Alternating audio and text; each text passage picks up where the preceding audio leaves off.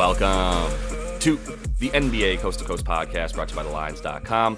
Coming to you from the West Coast, Josh Lander, joined by Nate Weitzer. He's on the East Coast, and we're looking at play-up props, coming off a nice little sweep there on Wednesday, 4-0 in our play-up props yesterday.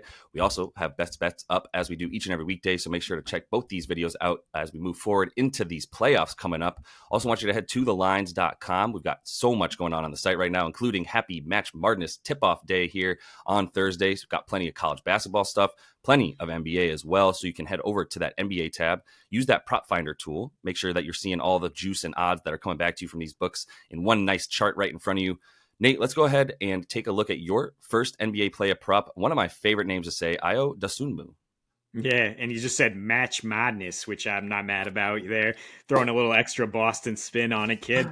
So, yeah, Ayo, I mean, with Caruso and Kobe White still questionable here for the Bulls, I think Caruso hasn't missed a game in a while, but if they both miss, I mean, you got to smash this over 14.5 points or tack on some assists. 19.5 points at assists probably gets you a little bit of better odds here.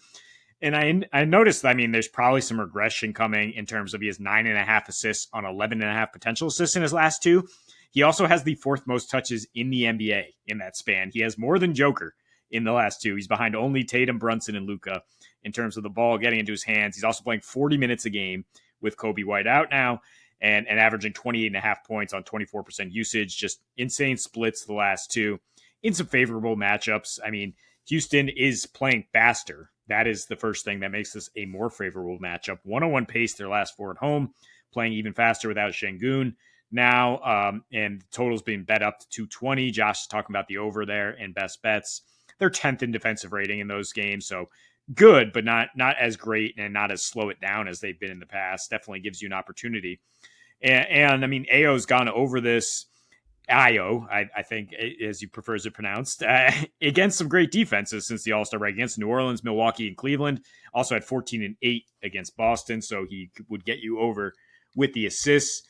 You go back to February, he played two without Caruso and with Kobe White in the lineup. He averaged 25 and 5.5, played 43 minutes because he got 48 minutes in a double overtime game against Cleveland. And he scored 21 on just 14 shots, while White and DDR combined to take 46 shots. So, I mean, that's a lot of usage out of the lineup when Kobe White's not playing. It doesn't seem like he's that likely to come back. We'll see about Caruso, but either way, I mean, Dosunmu is gonna have a lot of touches, as it appears that the Bulls are willing to play through him because they've been in a tired stretch and he's some young legs. Yeah, he's almost getting like his first real chance at like legit minutes, and I'd say he's coming through. I think he's a good find. I kind of wish we had started looking at him a little bit earlier and talking about him, but it's better late than never. I know the assists have been a bit high for him, and there's likely regression coming because it's not sustainable what he's been doing. But I do think when you get like, if you did have the opportunity for like a 4.5 line there for his assists and stuff, I think that's a good play, but obviously we're past that at this point. You don't get good juice. I think you can still find 4.5, but needing anything more than 5 at this point would be a little bit crazy, and the assists are a lot less likely to come against this Houston team. They give up points, they give up fouls. That does limit the assists, so I think the points is a better play here for him. I'm sticking in this game. I can't get away from it. I like both these dudes still, I'm starting with Jalen Green here as my guy for points as well. You could add rebounds to both these dudes. I do think that at least 220 is coming in this game. I would guess, like I said, closer to 225, as I mentioned in the best bets video for this Houston and Chicago game. And Jalen Green's the dude who, I mean, look, he's had good matchups. It's not just that he's like gone off as of late and gotten this number in the last three, including a 40-point banger that we saw when they played against awful Washington. Also want to make clear, he's averaging, he's got three games over his last 3 games, right? He's up at like 35 points. That's because he scored 37 against Washington and then 42 against Washington. But the thing about it is, it's not just how bad Washington is; it's where they're bad, and where they're bad is limiting people getting into the lane, getting to the bucket, getting right around the rim, shooting from inside the paint from anywhere. And that's also what we've seen with Chicago now, as their defense has regressed.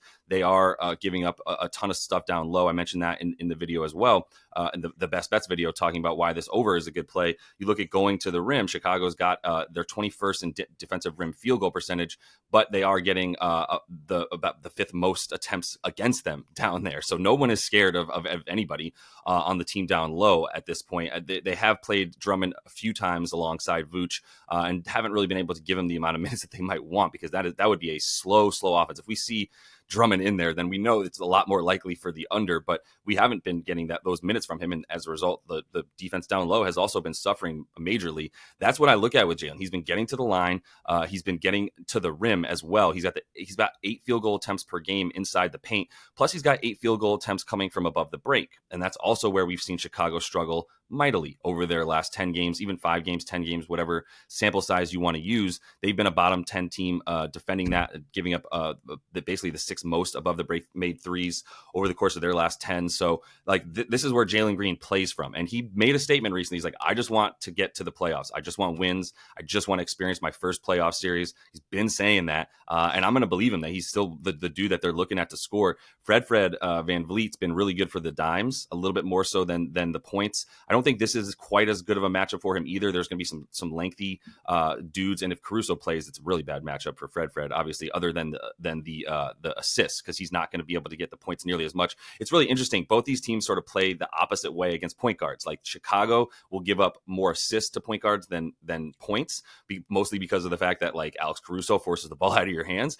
On the other side, people like Dylan Brooks are happy to foul you and let you get the points, but you're not going to get the assists nearly as much in that situation. So I am kind of eyeing Fred maybe on the assist, but as a result, I think there's direct correlation to Amon. And I keep saying Amon because I do like him as well, but Jalen to get his 24 points tonight. Yeah, I mean, if the Bulls try to play Drummond and Vooch at the same time with Jabari Smith at the 5 at the other end, like that's barbecue chicken. That's going to be wide open threes for everybody. Right. And Green is shooting lights out right now in a rhythm. Clearly, yeah, you say those quotes are clearly intentional to try to cast off the notion that he was going to be a good stats, bad team guy for his whole career. And Bill Simmons called him, just said, "Fuck Jalen Green. I don't want that guy on my team." And now he's proven, he's playing well on both ends and lighting it up. We'll see if he can do it against not just Washington. But yeah, I mean, Chicago, this is like 10 games in 15, 16 days. Like they're tired. They're not playing the best defense that they've played all year for sure. And if Caruso's out, then giddy up. Let's go to Denver. Yeah, we talk about the Knicks to cover plus 9.5, and Isaiah Hartenstein's going to have to be a huge part of that.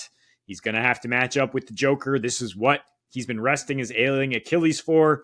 This is when you dust him off, Tibbs. And Tibbs will, I mean, certainly if the medical staff allowed him to, he would play him like 36 minutes.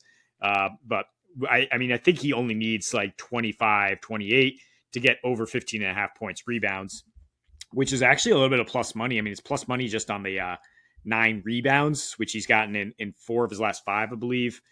Look, this is 2 days off for the Knicks before this game. Then their next 4 are against non-playoff teams. And Mitchell Robinson is back at practice. So, like, reinforcements are on the way. I mean, we don't want to blow up Hartenstein. We still need him as a backup if we are the Knicks in this speaking. But, you definitely need him out there in this matchup. You do not want to put Jericho Sims on Joker for even 5 minutes if you can avoid it. Because Hartenstein did a pretty good job as the backup to Mitch last year. He posted 6 and 9 in 22 minutes against Denver, and that they were able to get the win. They've won 3 straight here against the Nuggets. Hartenstein's been a fantastic rim protector and rebounder in just 25-ish minutes here in his last 3, 16.7 rebound chances, grabbing 11, also scoring about 10 per game. And we know, where he's going to score is the dunker spot, 70% of his field goal attempts there. Denver is actually allowing the 4th most second chance points, the 2nd most field goal attempts inside 5 feet since the All-Star break, and their 30th in defensive rebounding percentage, allowing 12.4 offensive rebounds per game. Hartenstein has 18 in these limited minutes in his last 5 games, so he can get boards on both ends here and hopefully just a couple dunks because they've also struggled to guard Brunson. So, extra help thrown that way should open things up for him in the dunker spot. Yeah, no, I feel it. I think the rebounds are a good play as well, though. I mean, yeah, I think there will be some rebounds in this one with the way that New York's defense has just been insane. And I mean, there's no one that can stop Joker, but you're certainly going to need Hartenstein in there, and that's what we always look at too. He did sort of get those minutes back down a little bit in their last game. Still managed to climb over the rebound total that we had for him in that last one, and I think you just go right back to it. If he gets 25 minutes, and I do think he's at least 25, I was hoping he'd get back up to closer to 30. But it looks like Tibbs is not willing to grind him into the ground, just everybody else on the team, basically. So either way, I think that as long as you, like I said, get the 25 minutes, then you're good for the numbers here. But I am going to take it. I'm just going to close it out with Amon Thompson, even though I just took a dude. And honestly, I'm just saying the same kind of stuff. But the field goal attempts for Amon are also up at about 9, 10 a game. And if he's going to be at 10, I mean, look, in the last 3, it's at like 12 a game. So if he's going to be shooting the ball that much and he needs 14 points, I'm going to feel pretty good about it. The only time he's really gone under this with the legit minutes that he's been putting up would be against San Antonio. He had 13 against Sacramento as well and only played 20 minutes in that game. So I don't think that's the case anymore. We still had Alper and Şengün around for that one. So since Alpe's really gone down, we're talking about 27 minutes against the Spurs, 26 against Cleveland, and then 32 against Washington. And I don't know why he would play fewer minutes against Chicago than he did Washington when he's proven to be playing lights out. Now, I don't know that he's going to shoot like 80% very consistently like he has over the last 4 games or so. But I do think you can bank on him shooting around like 65 to 70% because all of his shots are at the rim. In fact, 7.5 of them are inside of 5 feet over the course of the last 5 games for him. And this is just what we talk about with Chicago, them just not being able to defend the paint. We've talked about power forwards being a problem for them. You can put Jabari Smith down there, but he's a better shooter than Amon Thompson and has taken a few more threes per game than Amon and fewer shots around the rim than Amon as well, who, as you mentioned, we talked about is playing in that dunker spot. And the 13.5 for him at this point, like you still get pretty good juice on it. If you're hanging at 12.5, I would still take that even at minus 130, to be honest. The 13.5, you can get even money on a few books if you want to put that down. But I'm happy to eat the juice and take the 12.5 points. It's a number that he has gone over in 5 of the last 6. And like I said, it just comes down to volume, where he's shooting from in the matchup. Like if this was a team that like Minnesota, no, I'm not chasing Amon Thompson props, right? Maybe not even Jalen Green at that point. But with the tasty matchup, the way that Chicago's been so vulnerable on defense in exactly where Amon's playing, as well as Jalen Green, as I mentioned, but more so getting the free throw attempts as well. It should be something that he's able to do. We need him to finish those free throws as he needs to improve upon that shooting for sure.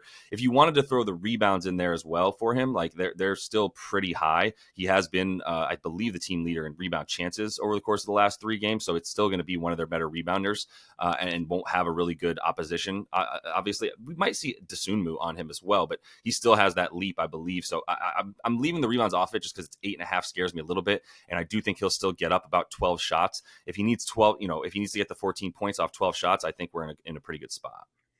Yeah, there should be some really interesting cross matches in this game, right? I mean, neither team is going to play a traditional power forward as far as we know. Like the Bulls haven't for a while, and the Rockets have kind of shifted everybody up without Şengün, so that Jabari's at the 5, and Dylan Brooks, maybe you consider him a power forward, but like he might be guarding DeRozan. Yeah, so I mean, this is an opportunity for Ahmed to be a big rebounder like he has been, like to out rebound guards who simply don't have that type of athleticism, because he is kind of a freak in that sense. And 8.5 rebounds is a high prop, but you put that alongside his ability to attack the rim against a team that doesn't have a real rim protector in terms of Vooch, and what, like we talked about a few times here, has struggled to guard guys driving to the basket.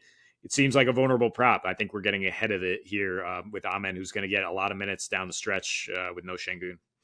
Yeah, for sure. So that is all the time we have for you, though, in this one. Also have the best bets up, as we mentioned, so make sure to subscribe to that page and continue to follow along all season with us. A little 13-5 run here with the combined best bets and props. Swept the props last night as well, should be clear. So I'm feeling like that here is coming at the right time as we get some good value on these slates. So until we do see you next, happy betting.